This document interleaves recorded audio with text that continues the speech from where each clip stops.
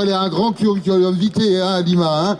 Ancienne députée européenne, sénatrice, et puis surtout une fidèle compagne de lutte. Et c'est pas fini, Halima, à toi. Non, c'est pas fini, en effet, hein, le combat continue. Ça fait, en tout cas, en ce qui me concerne, plus de 40 ans que l'on mène des combats. Et je voudrais, au nom de cette mémoire des combats, remercier Jacques qui nous a toujours accompagnés.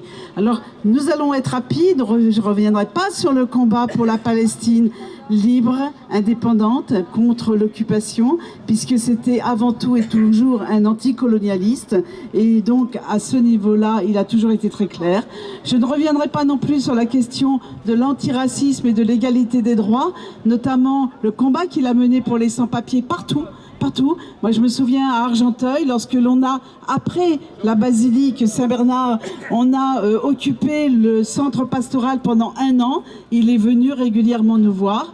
Mais je voudrais parler d'un combat que ici personne ne parle. Je suis aussi militante de Femmes Plurielles. Et Jacques était aussi un militant féministe. Il était aussi un militant antisexiste.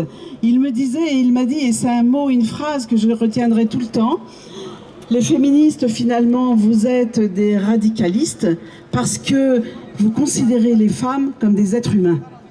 Et ça, c'était quelque chose qui m'a toujours marqué. Et le mouvement des femmes a toujours été avec Jacques à ses côtés. Et Jacques a toujours été aussi à nos côtés. Donc je m'arrêterai là parce que je sais qu'il y a beaucoup de monde qui veulent parler. Mais en tout cas, au nom de sa mémoire, continuons notre combat. Merci Halima.